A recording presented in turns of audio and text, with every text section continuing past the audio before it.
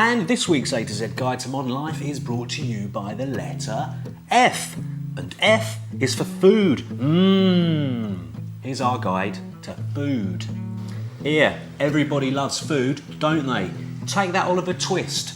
He loved it so much, please sir, he wanted some more. The greedy It's just as well we like food and all, for our bodily functions can't operate properly without it. Take your brain par example. It needs fish to be able to calculate things and that. You see that Carol Vorderman? If she stopped eating fish, she'd be as thick as pig shit. And when it comes to food and nutrition and that, modern life demands that we really know our onions. We can't sleep at night for worrying whether we've eaten all the right things in the right quantities. There you are, anxiously tossing and turning in bed, when the fact that you've only had 4 of the 5 portions of fruit and veg you need to sustain a healthy lifestyle that day pops into your head, you wake up in a cold sweat, now better get an apple down ya.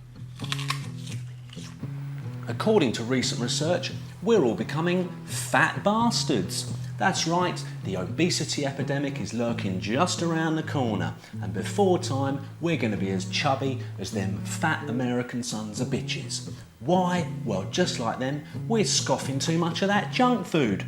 And here's our guide to junk food. Junk food contains a lot of old tut, like non-essential, gratuitous, saturated fats. It also contains this secret stuff, which, just like nicotine in cigarettes, makes us all addicted to it. Now, since no one's been asked to invent a junk food patch or chewing gum, we don't stand a bloody chance. In 10 years' time, we're all going to average 20 stone, be riddled with diabetes and heart disease, before promptly dropping dead at the age of 40. Healthy food, on the other hand, contains a load of good shit, like vitamins and minerals and that. And they keep us healthy by bolstering our immune system to fight off nasty diseases like bird flu, and in doing so, prolong our miserable existences. However, it's also got a load of bad shit in it that will kill us in 10 minutes flat if we eat too much of it. Take that pasta, it's got a load of them carbohydrates in it, which is good because it gives us energy. But what happens if we don't burn that energy off? I'll bloody tell you, it only goes and turns to fat, rendering us right porkers. Food, bloody complicated business, ain't it? Well, lucky for you, we here at the A to Z Guide to Modern Life have devised a quick and simple, hassle-free dietary regime which, if followed each and every day, will guarantee a long and healthy existence. First off, get yourself a blender and in it put an orange, a banana, an apple, a bunch of spinach, some broccoli, a mackerel, a bowl of cereal and a packet of peanuts. Now blend like your miserable life depended upon it. What you're left with is liquidised health in a glass, comprising of 5 portions of fruit and veg, which between them contain the recommended daily allowance of every single vitamin and mineral under the bleeding sun. It also contains those omega oils to help with your Sudoku skills, fibre to help with your shitting, as well as fat-eating bacteria so we can all be lean, mean, fighting machines. Yes, it does taste absolutely disgusting, so we strongly advise pouring a couple of vodkas in the top.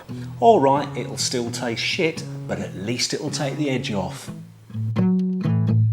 By simply having a glass each day, you'll be fulfilling your body and your mind's every nutritional need, thus freeing you up to get busy with the pies, chips and cake. C'est fantastique! And now it's time for the great debate.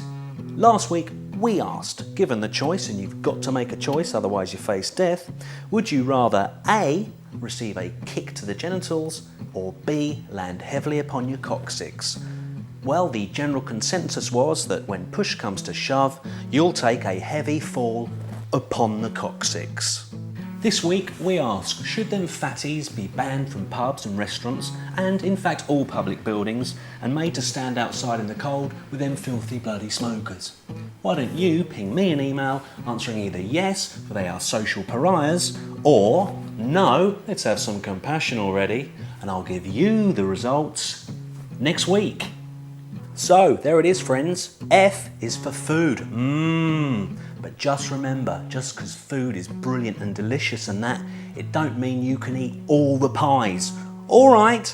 Now, join me next week when the A to Z Guide to Modern Life is brought to you by the letter I. I hope I'll see you then.